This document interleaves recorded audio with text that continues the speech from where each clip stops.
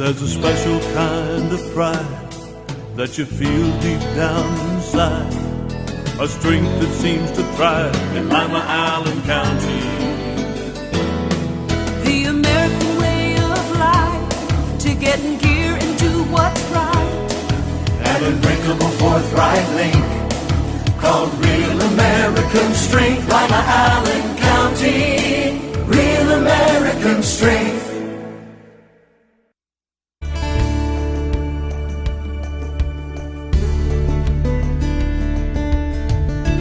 Keeping you up to date with what's happening in your community.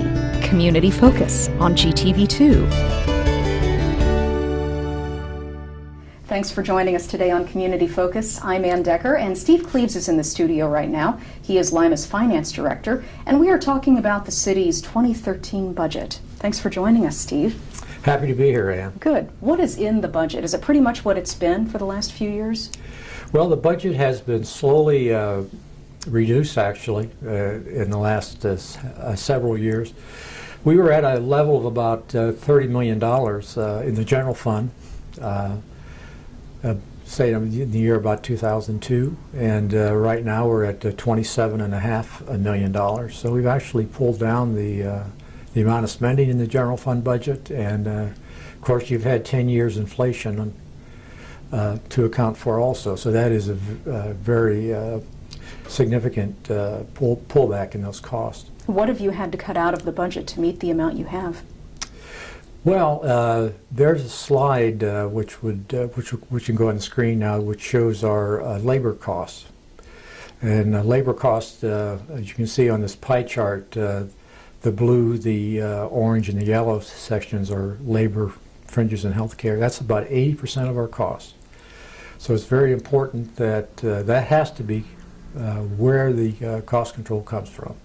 In the government, you're a service organization. That means labor. That's you're heavily labor, and that's just the nature of the business. Now, there's another chart that shows the total manpower numbers during this period, and you can see a drastic reduction in those blue bars. We've had over a 20% cut in manpower over the past 10 years or so, and that is what has kept the city afloat, especially during the recession that began in 2008. In terms of services to the public, though, it seems like you're still plowing our streets. We still have police and fire protection. Have you had to cut back the services as a result of the reduction in manpower? Well, no, actually there has been many reorganizations. The employees have actually doubled up on some of their tasks. The workload has been restructured. There was a major reorganization in the fire department.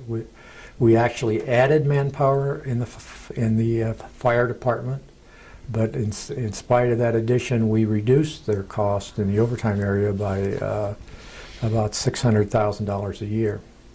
And that's just because we're doing things due to the fire chief's efforts down there in a more efficient manner. Probably the most obvious example of doubling up on work, I would say, would be in the development area, in the block grant area. The manpower there has had a drastic cut. Way over half of the employees number of employees are no longer in that organization. But the amount of work they're doing, the dollar volume of the grants and the grants themselves are it's almost $17 million now. And 10 years ago, when they had all those extra people, it was around $4 million or so. So that's a prime example of people doubling up.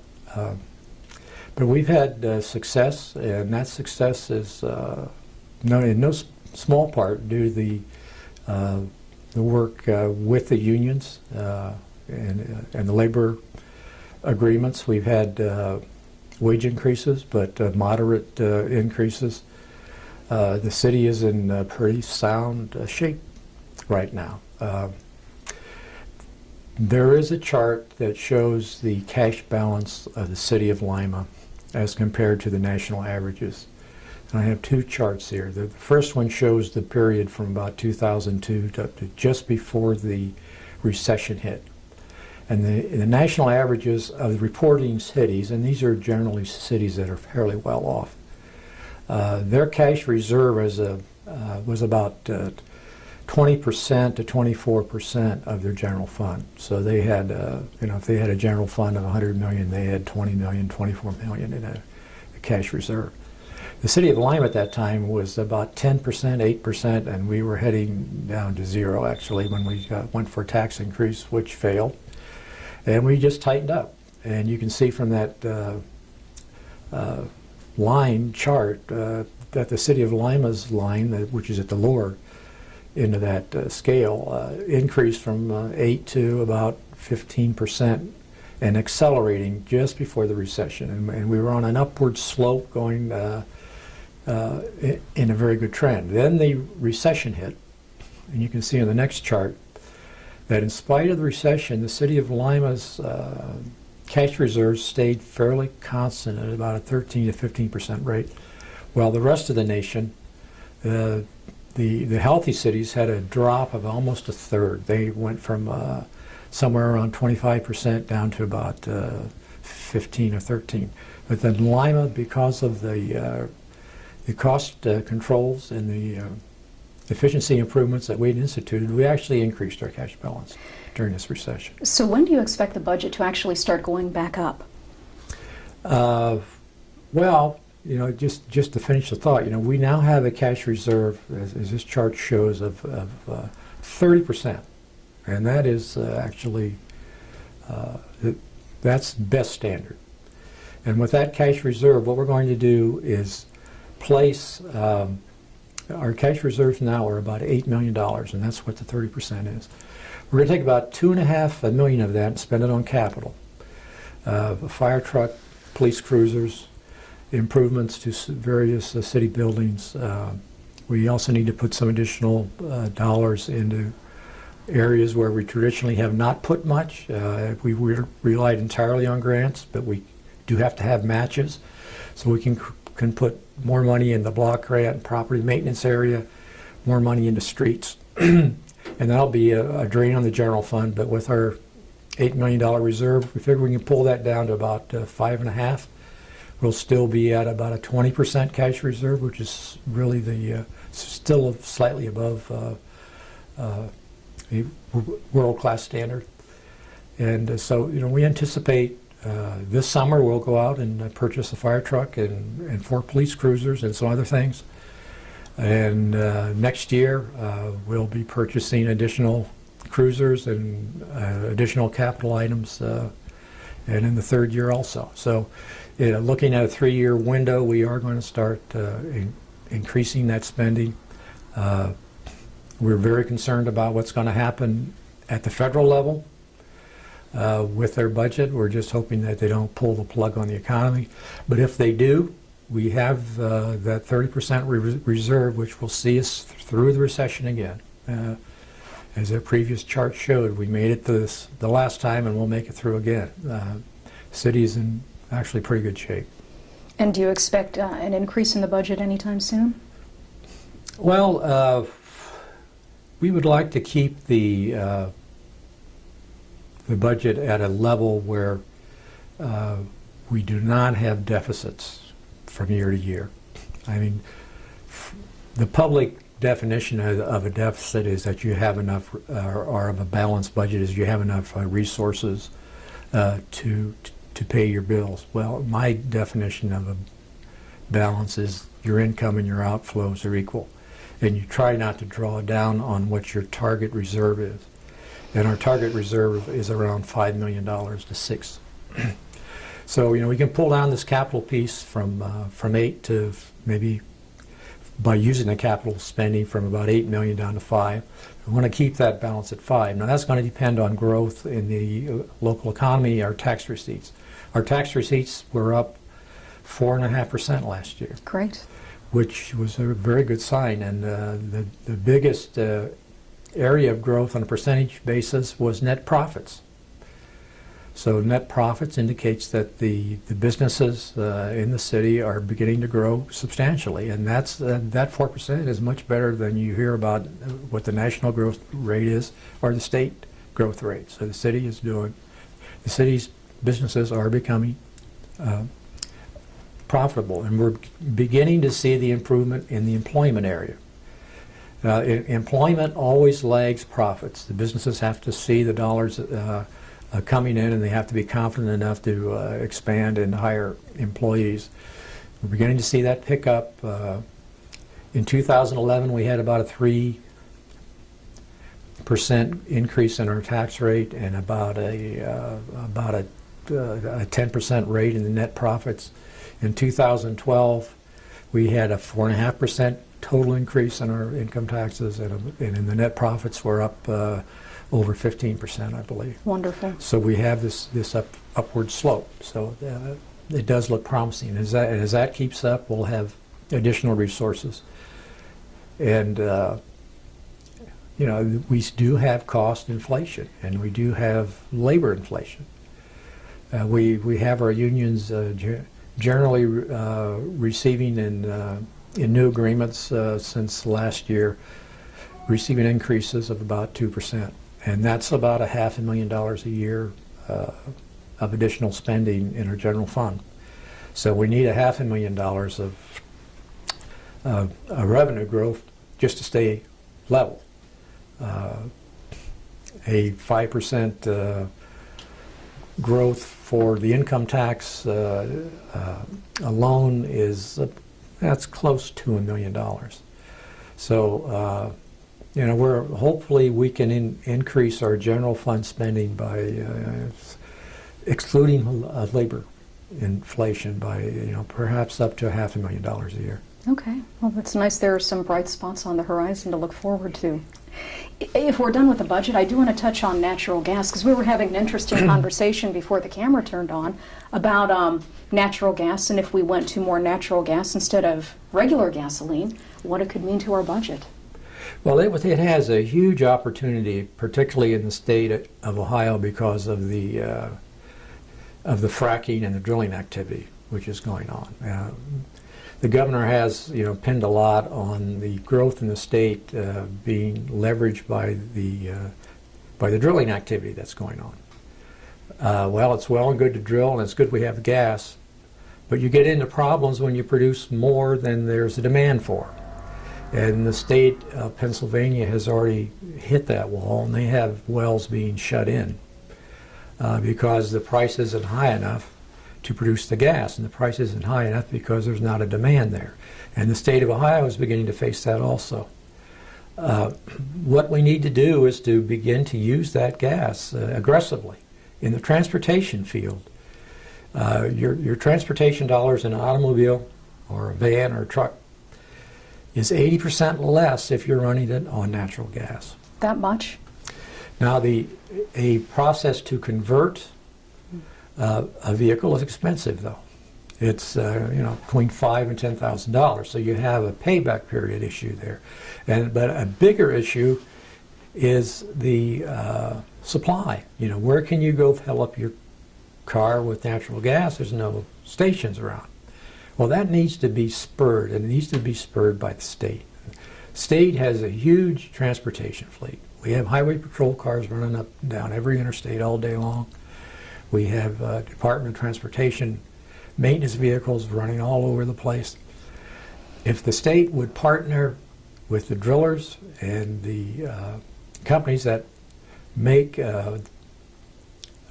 facilities that are basically boxes which you install at gas stations, especially on the interstate, these massive toll booths, and at the interchanges on the interstates. If you partner with those businesses, the drillers and other companies, you can install these stations at key rest stops and interchanges throughout the state. You can convert the state highway patrol vehicles and the DOT vehicles. It would allow the cities along those interstates to do the same thing. It would bring that cost of conversion down. It wouldn't be $5,000 to $10,000 anymore. It'd be a couple $1,000s. and your payback would be in a matter of maybe 3 to 5 years. It has the advantage that it extends the life of your vehicle, because natural gas burns extremely clean. You don't have carbon buildup in your engines, so everyone's engines would go 200,000 or 300,000 miles easily. So it has a huge opportunity, and that reduced cost to businesses and the residents of the state. Once they could, follow on. You have to start with the state, then the local governments, and then you'll get local businesses, and it'll just mushroom. You'll have such a lower cost of energy in this state that it'll be a huge driver to bring industries in here, and it'll help consumers when they go to the mall. They got more money to spend. It'll just have a huge multiplier effect. And the first state that does that with these gas supplies is the state that's going to win. And I just hope it's the state of Ohio. Well, hopefully it was one of the topics brought up to the governor when he was in town this week. I think it'll be brought up to some of his staff. I don't know if it'll get to the governor's level. I will be meeting with the budget director, Tim Keene, in a meeting on Tuesday the 19th. So I'll put the bug in his ear, but there's one thing about the state government is so split. You've got the Department of Natural Resources is the area where the gas activity is supposedly being looked after. There was the director there, David Mustine. He got pulled out. Now he's some kind of an energy czar. So you got an energy czar, you got the Department of Natural Resources, you got the Department of Development, you've got Jobs Ohio, you've got all these organizations. And it's kind of hard to tell who's on first. They need to consolidate these for the purposes of developing this gas resource. If they don't, Ohio won't be the first state that figures out how to use them, and they really need to do that. All right, Steve, we appreciate you coming in today. Thanks for your time. Thank you. Steve Cleaves from the city of Lima. When we come back, we'll give you the details on the upcoming International Festival right after this on GTV2. It's a small, small world. LACNIP's 7th Annual International Expo is Sunday, March 3rd from 2 to 6 p.m. at St. Rita's Auxiliary Conference Center, 718 West Market Street. You'll be able to talk to people who have moved to Lima from all over the world and learn about their traditions, artwork, and native clothing, and sample their delicious food. There will be plenty of music and dancing. Admission is free. Come out to LACNIP's International Expo, Sunday, March 3rd from 2 to 6 p.m. at St. Rita's Auxiliary Conference Center, and explore the world. Let's all do our part to keep the Ottawa River clean and healthy. Prevent or clean up oil and fluid leaks from your vehicle that could wash into the river. Your actions matter. This is a nice neighborhood. It is. Is that the house we live in, Mom? Yes. Look at all the kids around here, Mom. I like this house. Hi, we're here about the house. It's rented. It's against the law to deny people the opportunity to live where they want and can afford. If you feel that you've been treated unfairly, give LACA a call and we'll look into your complaint. LACA's fair housing services are free, so call today and get the housing you deserve. 419-227-2586. Welcome back to Community Focus. I'm Anne Decker, and Connie Hornung is joining us in the studio now, and we're here to talk about the International Festival, which is coming right up.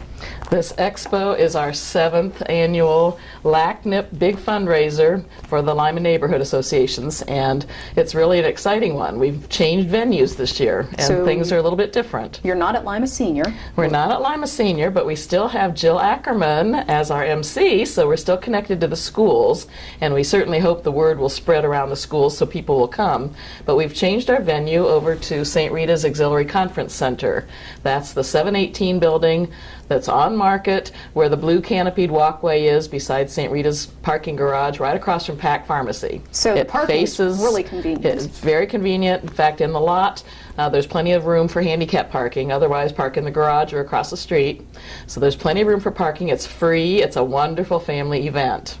What do you have lined up for us this year? This year we have involved Meg Dickinson, and I'm sure the school kids are familiar with her. She's been an artist in resident at many of the school districts, bringing her fabrics, her kites, her masks and sculptures and pictures and things from around the world. She has visited 65 different countries and lived in over 40 different countries. Incredible. So she has beautiful things from around the world, and she's going to be bringing and decorating the walls, the ceilings, the floors. The entire area will be an ethnic wonder world, I'm sure, with her beautiful touch. She is quite the artist, and we'll be putting ethnic clothing on children. Our theme this year is It's a Small, Small World. And that has to do with, because of the easy touch with mixed media around the world and social media, you can contact somebody in Sweden immediately online, on Skype, on wherever.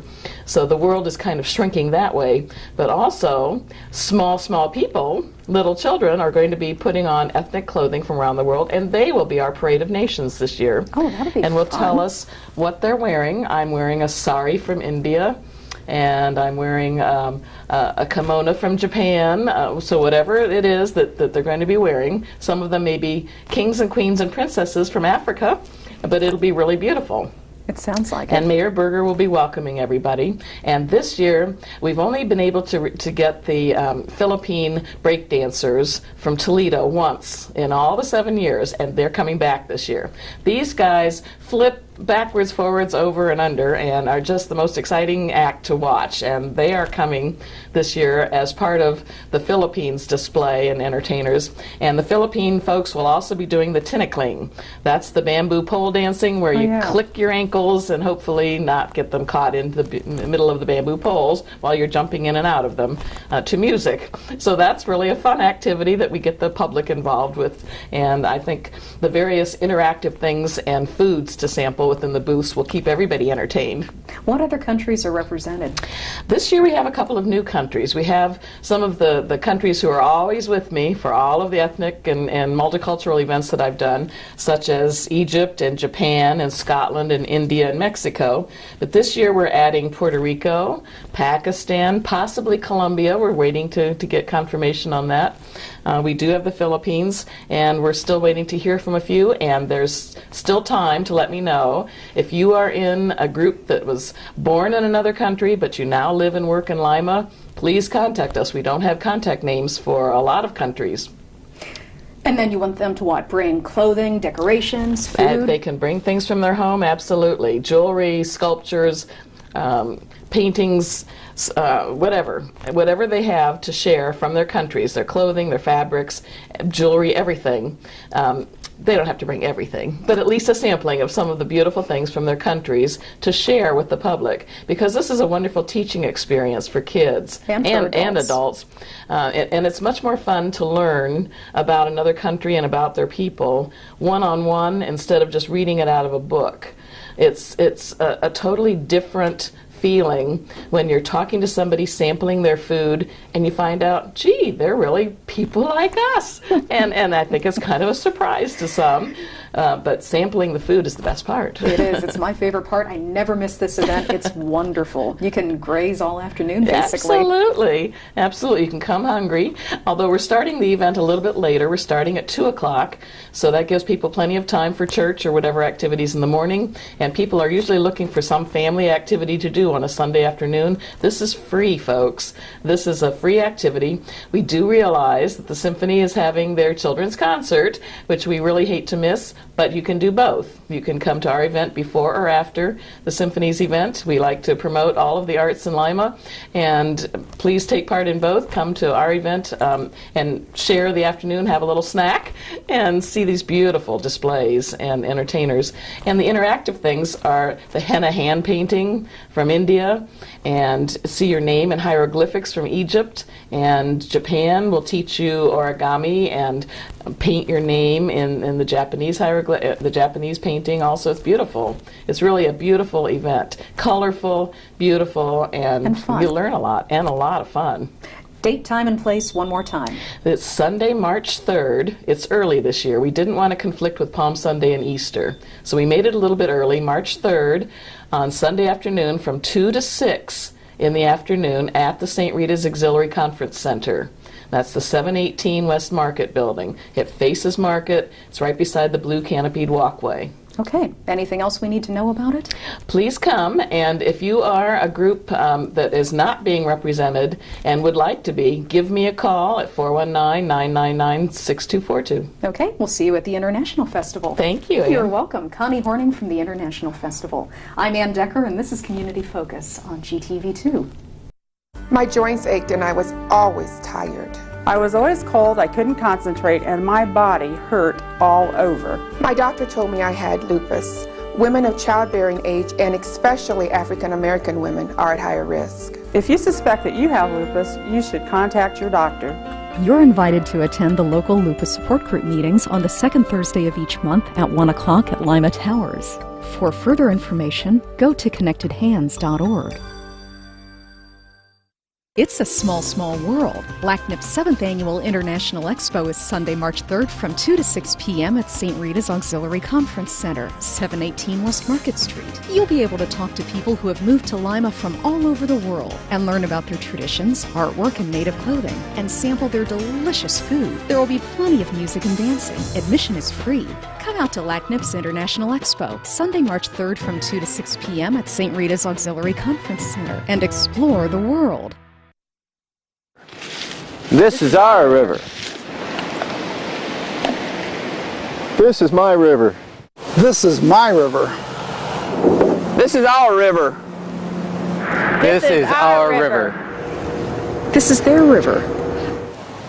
This is my river. This is our river. This is your river. It's closer than you think. What are you doing to protect it? We're back on Community Focus. I'm Anne Decker, and I'm pleased to welcome to the studio today Vickie Shurelds. She is the brand new director of the Cheryl Allen Center. Thanks for joining us. I'm excited to be here, Anne. Thank you for inviting me. It's been, it's always fun when you get to go out into the community and talk about something that you're doing that you feel is really going to be a great benefit to people. And that's the way I feel about being the director of the Cheryl Allen Center. Well, it is a vital part of our community, and I know it's had some rocky patches over the last few years. What plans do you have to help stabilize it and move it ahead? Well, first of all, you know, I think that when I got the job, I started thinking about what does it mean to be a community center? And I think center is probably the part of it that a lot of times we're missing.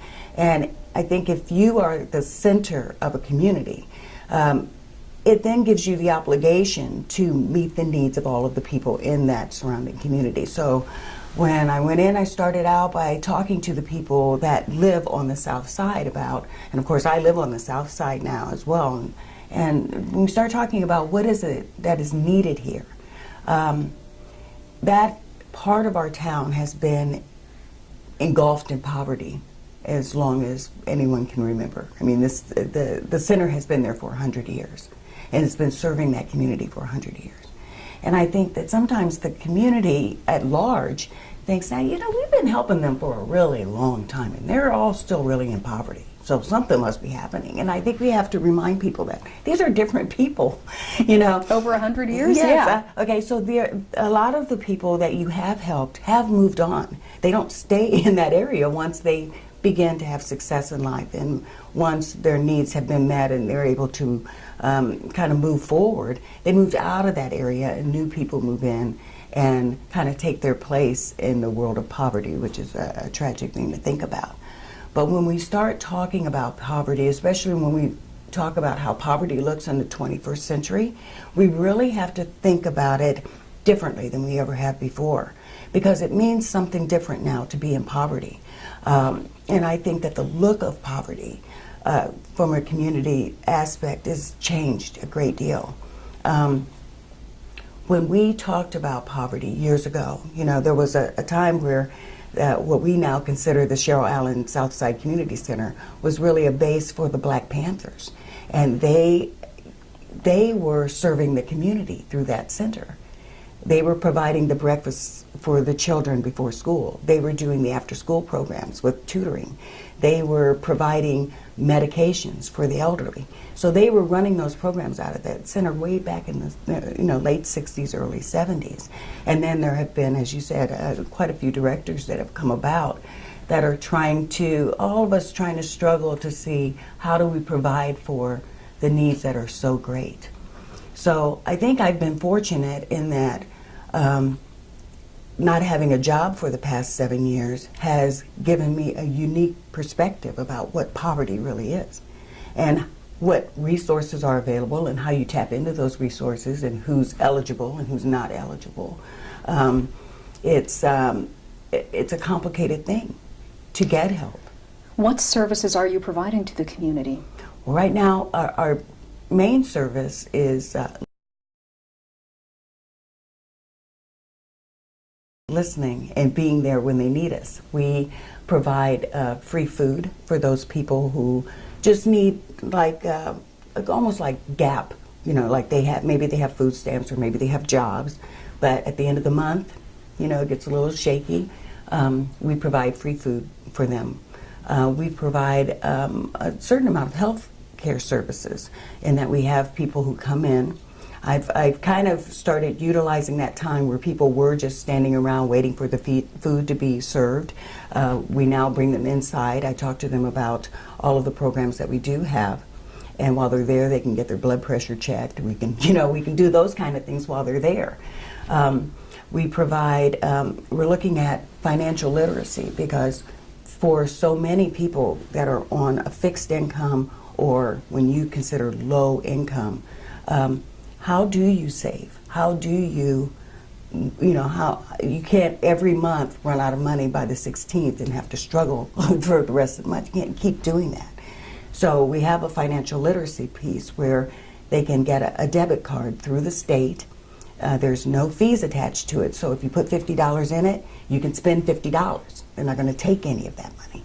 And so that way you can start really tracking, even online. We start teaching them how to do that. With the computer center that we have, they can start tracking where they're having problems and we can start offering them ideas. Did you know, rather than spending the money on this, you can go here and get that and then you can put the money towards your electric bill. So, we're trying to help in that way. Of course, our after school program, we have 94 kids signed up for That's after a bunch. school. That's a bunch of kids.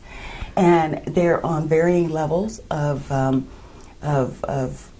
really their own personal intelligence because I believe in the multiple intelligence model, and for a lot of the kids they're very bright but they're not sure, why can't I learn every rap song I need but I can't learn my math facts? Why is that? They don't really understand it.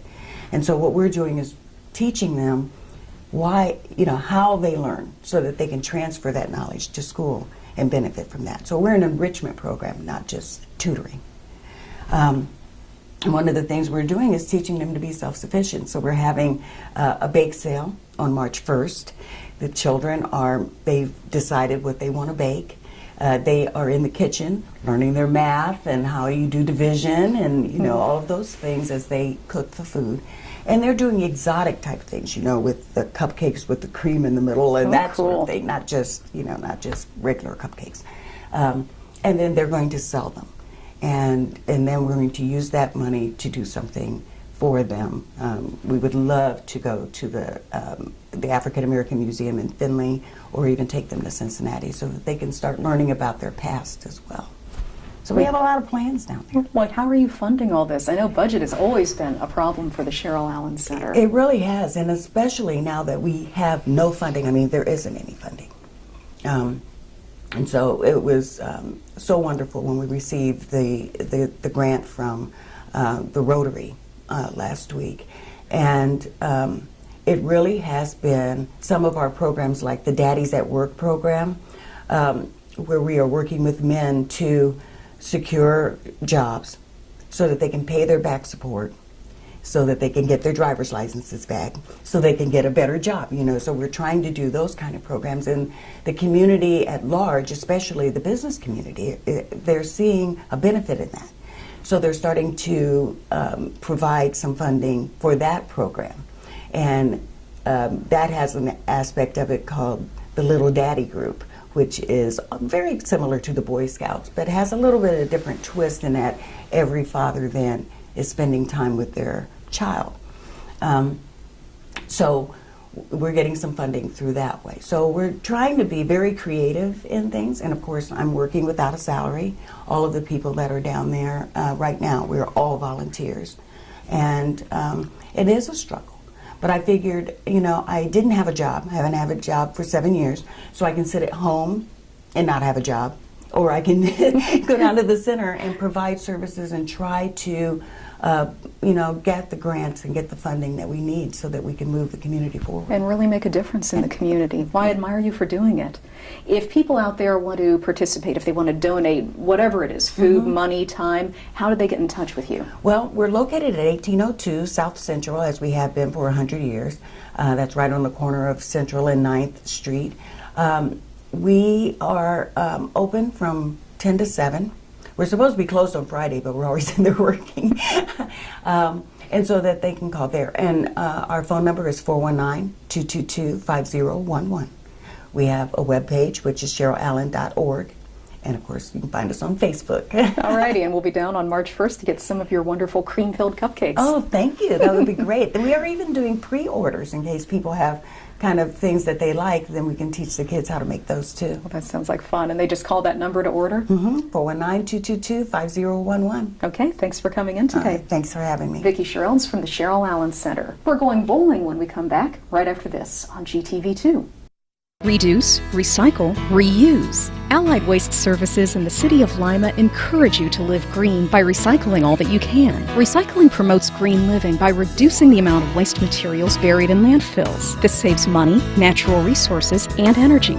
Keep our environment healthy and start recycling today. Allied Waste Services is committed to a clean environment. Contact us today for your recycling needs. Visit our website, republicservicesohio.com, to learn more about recycling today. It's a small, small world. LACNIP's 7th Annual International Expo is Sunday, March 3rd from 2 to 6 p.m. at St. Rita's Auxiliary Conference Center, 718 West Market Street. You'll be able to talk to people who have moved to Lima from all over the world and learn about their traditions, artwork, and native clothing, and sample their delicious food. There will be plenty of music and dancing. Admission is free. Come out to LACNIP's International Expo, Sunday, March 3rd from 2 to 6 p.m. at St. Rita's Auxiliary Conference Center and explore the world. Help keep the youth of Lima safe by donating to Lima Safety City today. Hello, I'm Chuck Eichelberger from the Lima Noon Optimist Club. Safety City is a very important part of the Lima community. The Optimist Club is renovating Safety City and it needs your help. Donations can be made by going to the website limasafetycity.org. You can also send a donation to Lima Noon Optimist Club, P.O. Box 428, Lima, Ohio 45802. Help keep the youth of Lima safe by donating to Safety City today. Welcome back to Community Focus. I'm Anne Decker. March 5th, there is a bowling fundraiser for Safety City. It's sponsored by the National Association of Women in Construction. And here today to give us the details is Kim Neely. Thanks for joining us. Thank you. What do you have lined up for us that day? Well, for the bowling fundraiser, we are going to be at Westgate Lanes. It starts at 5:30, and basically for a team of 5, there will be a free food buffet and drinks will be provided. There'll be a cash bar, and there should be lots of fun and prizes. And why to benefit Safety City? Well, as a construction-related group, we've kind of been looking for a way to get involved with Safety City for a while, and with their rebuild that's going on, we thought this was a great opportunity to partner with the Lima Building Trades and the Lima Noon Optimist in order to put on an event like this. Are you actually helping out with the Safety City construction? That's in our plans. We want to. We haven't found a capacity where we're able to do that yet, so this was a great way to get started, I guess. I don't know if you've driven up and down College Street lately, but if Safety City's coming along. It is. There's Tuttle's going up, and is it St. Luke's Lutheran Church is going up? There's all kinds of stuff, and I know the plans are really going to be booming as soon as the weather improves. Yes, it is. Yes, it is. They're in the works of putting together also a Survive Alive house. So that will deal with appliance safety, fire safety, a full range of different topics that are really great for kids. Well, it sounds like a wonderful opportunity. You know, most people are not familiar with National Association of Women in Construction. Who are you? What do you do? Well, we're a local chapter. We are a small part of a national organization, and there are over 5,500 members nationally, and they're affiliated with over 179 chapters. They're all over the United States as well as in different countries like Africa, Australia, New England. So we're kind of all over the place, and really our mission is to enhance the success of women in construction, and not only women who may work in the field or work in a construction office, but also women who work for businesses who work with construction. So that could be an insurance broker, anyone who deals with an insurance or a construction company rather. And so any of these people that you have just mentioned, they could be signing up, and what do you do? Regular meetings? Absolutely. We meet regularly during the month on every third Thursday of the month. And the place varies because we try to make each month have a topic. And there's professional education that we do. We'll have a speaker come in some months. We've talked about insurance, bonding, marketing, different topics like that. And then we also go on job site tours. Like most recently, we toured the emergency room edition at St. Rita's. Fascinating. Yeah, it's really great. And there's always something that you can learn from. Now, you've got a mixer coming up beginning of March, correct? Absolutely. On Thursday, the 7th of March, we're having a mixer at the Met on Main Street. And it's just an opportunity, casual, and if anybody wants to come and see what our organization is about, hang out, have a drink. It's a great way to maybe learn more about what we are. Okay. And in the meantime, give us the date, time, and place for your bowling fundraiser again. The bowling fundraiser will take place on March 5th, starting at 5:30 at Westgate Lanes. We're currently taking sponsors, accepting teams, and if anybody wants to get involved, they can contact me at 419-991-8040. And I don't know. Come out and have fun. Exactly. Well, and it's a great way to benefit Safety City, too. It is. Good. Well, thank you for joining us, and good luck with it. Thank you very much. You're welcome. Kim Neely.